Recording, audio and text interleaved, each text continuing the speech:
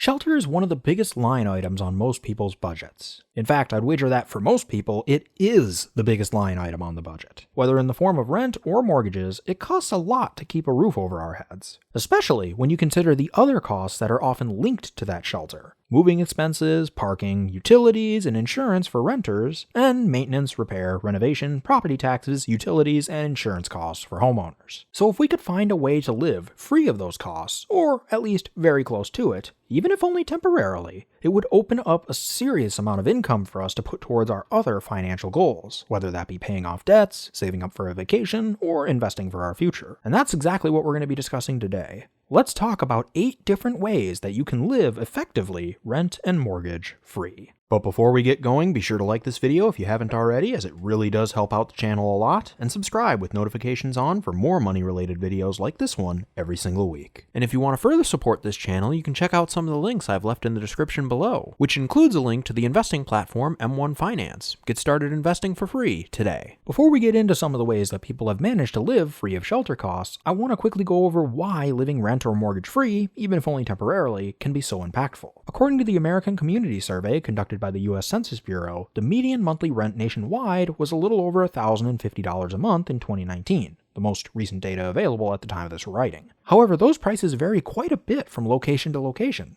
If you're in the middle of nowhere in the central US, you may be able to find places under $1,000 a month. If you're living in major cities, particularly on the coasts, it may well be difficult to find much for under $2,000 or even $3,000 a month. According to the American Housing Survey, the median monthly mortgage payment was a little over $1,600 a month. So either way you slice it, shelter costs a lot. To put it into even sharper perspective, consider that the median per capita income in the US was estimated to be a little over $34,100 a year in 2019. This means that shelter could easily account for a third to even half of the budget, if not more, for a single income household. And even a 2-income household may wind up spending something like 20 to 30% of their income just on shelter costs. In other words, keeping a roof over our heads may take the typical person anywhere from a couple of months to over half the year, every year, to pay for. This is crucial because if that money, not to mention time, could instead be put towards financial goals like paying off debts or investing for our future, again, even if only temporarily, it could completely change our financial trajectory going forward. The average US savings rate prior to 2020, which changed a lot of our spending habits for obvious reasons, has hovered around 7 to 8% since 2014, according to data from the Federal Reserve Bank of St. Louis. Assuming that you followed the 4% rule when planning for your retirement, which states that you can withdraw 4% of your nest egg in the first year of retirement, and then adjust that withdrawal amount for inflation every year thereafter, and you earned an average annual inflation-adjusted return of 5% per year during your working years, it would take you roughly 58 years to reach financial independence at that level of savings. If you could free up an additional 30% of your income and put it towards your investments, your time to FI would get cut down to just 23 years. And if you freed up half of your income by living rent and mortgage free, it would cut that time further to just a shade over 13 years. Now granted, not all of us are going to choose to live free of shelter costs forever, but even temporarily doing this can have a massive impact on your finances. With a 7% savings rate and a 5% annual return, a 2-income household earning $68,000 a year would have a net worth of around $15,000 after 3 years.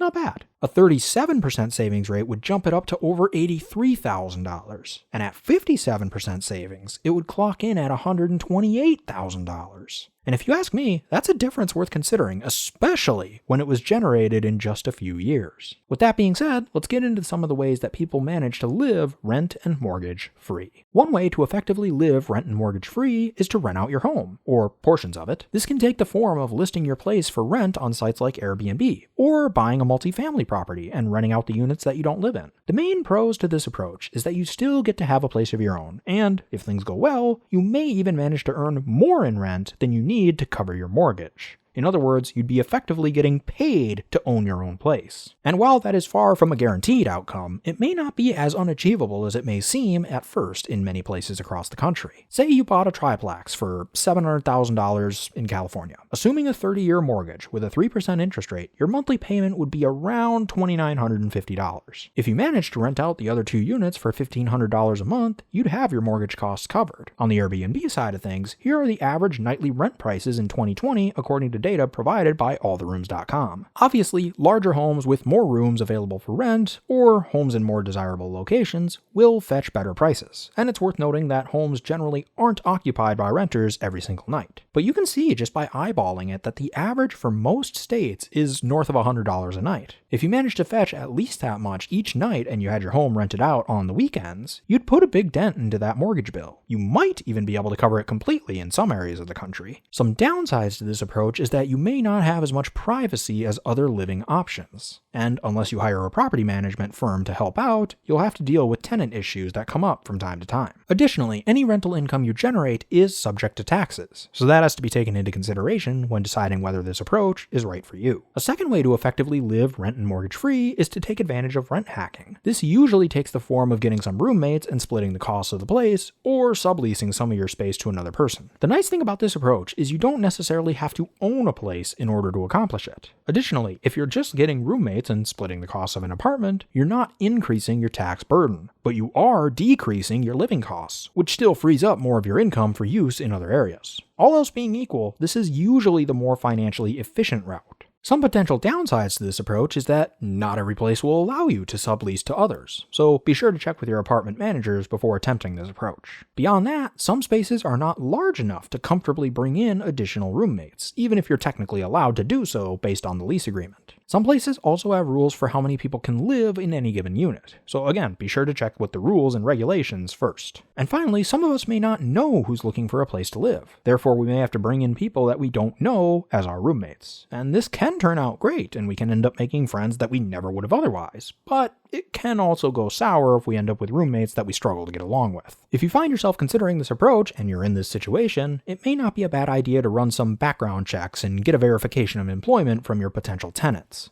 as well as have all tenants sign a contract that covers the rental amount, any damage deposit amount that you may require, and the rules for living with you, just to make sure that everything's on the up and up and that everyone knows what the expectations are going in. A third, admittedly niche way to live effectively rent and mortgage free is to become a landlord. In the literal sense, you rent out your land, garage, or unused storage space to those who want it for farming or hunting or store their RVs, work on their tiny homes, or just as somewhere to keep their outdoor toys like snowmobiles when they're not in use. Assuming local regulations allow you to rent out your space in any of these ways, the pros to this approach largely mirror renting out your home. You get income in exchange for the use of your space. It's just that in this case, the space you're renting may not include space for other people to live in. Some potential downsides include not being allowed to rent your space in your area. Again, check your local regulations to see what you are and are not allowed to do, being outcompeted by local storage companies, and the fact that it's a more niche approach. Let's face it, everyone needs to live somewhere, but not everyone will need extra storage space. And some rental opportunities, like for hunting or farming, generally require a lot of land to make it worthwhile, and competition from local storage companies can make it not financially worth the effort in some other cases. So you may find it worth doing, and you may not, depending on your situation.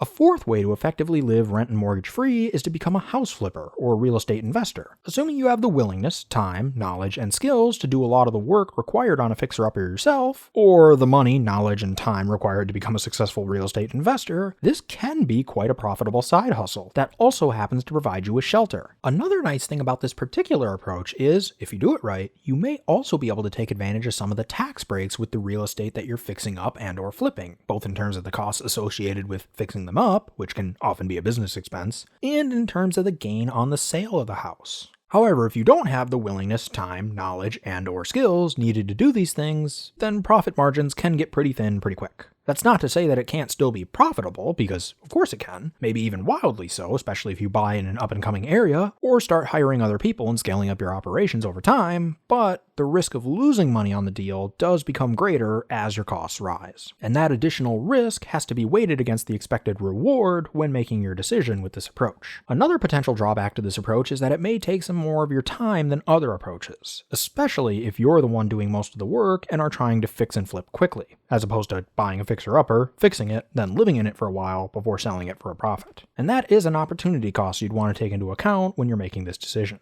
A fifth way to effectively live rent and mortgage free is to find a work-for-rent arrangement. I was actually surprised at how many options there were in this category. Just a short list to give you some jumping off points. You could 1. Join the Worldwide Opportunities on Organic Farms, or WOOF for short. 2. Work on a boat, yacht, or cruise ship. 3. Work part-time as a ranger, or some other position that comes with free or discounted lodging with the National Park Service. 4. Find a lodge nearby those national parks that provide free or discounted seasonal shelter for their employees. 5. Become a live-in property manager, caretaker, or au pair. 6. Volunteer for organizations like the Peace Corps or AmeriCorps. 7. Teach English abroad in exchange for shelter. 8. Move in with a friend or relative that needs help with chores, childcare, or just wants some companionship. And so many, many more. Seriously, just Google jobs that provide housing for more ideas. As you can imagine, the pros and cons to this approach vary quite a bit depending on your own life situation, tastes, and the particular work-for-rent arrangement you're considering. A sixth way to effectively live rent and mortgage free is to become a house or pet sitter. There are many people who travel regularly for work or pleasure. Some of these trips can last a long time, and not everyone's comfortable leaving their homes or pets unattended and uncared for while they're away, so they hire someone to keep an eye on things. As you can imagine, this can be a great gig for someone who loves working with pets and is locationally independent enough so that they can move from place to place and live very affordably while still earning a regular income from their jobs. The major drawbacks to this are that these gigs aren't always that easy to get, especially if you're tied down to a single area, and they are, by their very nature, a temporary thing. So you'll need to have some other shelter solutions figured out for the times in between gigs. A seventh way to effectively live rent and mortgage free is to camp. Whether you're in a tent, your car, or an RV, this can be significantly more affordable than renting in an apartment or buying a home,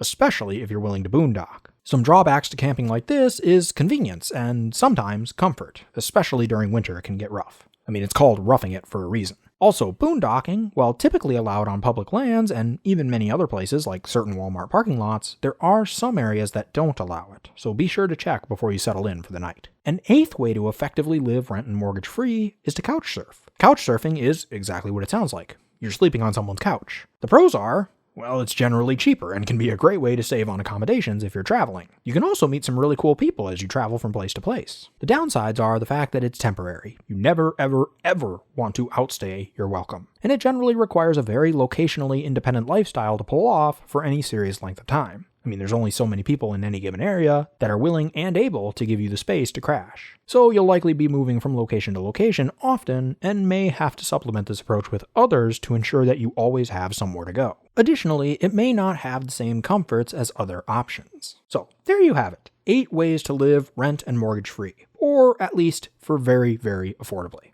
They tend to fall into one of 4 major categories. You're either becoming a landlord by offering a place for people or stuff, becoming a real estate mogul either by fixing and flipping or just investing, exchanging some of your time and energy for a place to stay, or becoming a kind of nomad. Obviously, this is far from an exhaustive list of ideas or of pros and cons, so if there are any approaches, pros or cons, that you can think of that I missed today, be sure to let me and everyone else watching know in the comments section below. It'd be great if we could really get a more comprehensive list of ideas so that everyone would be able to find something to use as a jumping off point when researching how to lower their effective housing costs, whether for an upcoming trip or just as a way to save money for a financial goal. And of course, not everyone is going to find it worthwhile to pursue any of these options. Sometimes renting or owning on your own is just easier and less stressful. You don't have to worry about roommate squabbles or vacancies or major unexpected maintenance problems or sudden shifts in market valuations or working multiple gigs at once or always having to find a place to stay at night. And that's perfectly fine.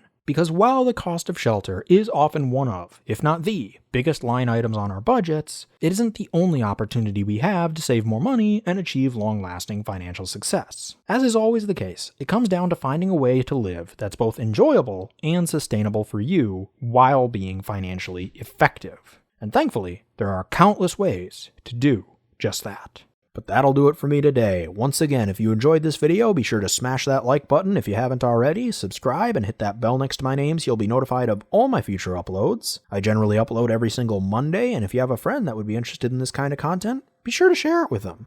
Let's really get this information out there and start our own financial revolution.